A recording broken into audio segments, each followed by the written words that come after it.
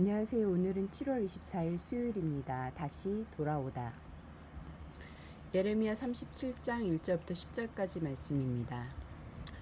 요시야의 아들 시드기야가 여호야김의 아들 고니야의 뒤를 이어 왕이 되었으니 이는 바벨론의 느부갓네살 왕이 그를 유다 땅의 왕으로 삼음이었더라. 그와 그의 신하와 그의 땅 백성이 여호와께서 선지자 예레미야에게 하신 말씀을 듣지 아니하니라. 시드기야 왕이 셀레마의 아들 여후갈과 마아세야의 아들 제사장 스바냐를 선지자 예레미야에게 보내 청하되 너는 우리를 위하여 우리 하나님 여호와께 기도하라 하였으니 그때 예레미야가 갇히지 아니하였으므로 백성 가운데 출입하는 중이었더라. 바로의 군대가 애굽에서 나오매 예루살렘을 애웠었던 갈대아인이 그 소문을 듣고 예루살렘에서 떠났더라. 여호와의 말씀이 선지자 예레미야에게 임하여 이르시되 이스라엘의 하나님 여호와께서 이와 같이 말씀하시니라. 너희를 보내어 내게 구하게 한 유다의 왕에게 아뢰라.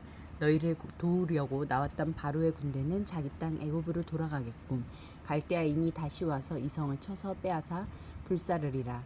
여호와께서 이와 같이 말씀하시니라. 너희는 스스로 속여 말하기를 갈대아인이 반드시 우리를 떠나리라 하지 말라. 그들이 떠나지 아니하리라.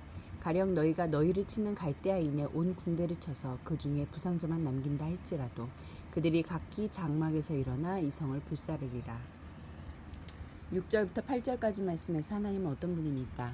하나님의 말씀이 시드기야가 파견한 두 사절을 통해 그에게 전달됩니다. 하나님은 시드기야의 기대와 달리 애굽의 군대는 돌아가고 예루살렘은 바벨론에 의해 함락될 것이라고 하십니다.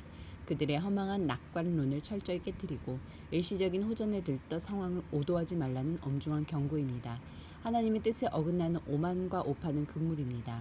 자신을 기만하는 신앙이나 반성 없는 긍정신앙 역시 경계해야 합니다. 1절과 2절 말씀에서 나에게 주는 교훈은 무엇입니까?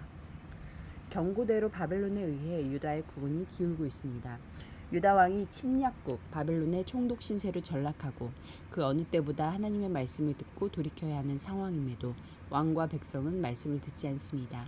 예레미야가 40년 가까이 하나님의 심판을 수용하라고 끊임없이 외쳤지만 유다 왕과 백성은 끝내 말씀을 받아들이지 않습니다. 말씀을 무시하고 무사한 역사는 없었습니다. 듣지 않음이 멸망을 부릅니다. 2절부터 4절까지 말씀에서 나에게 주시는 교훈은 무엇입니까? 예루살렘 멸망을 선포할 때는 잡아 가두더니 말씀이 실현되자 예레미야에게 중재를 요청합니다.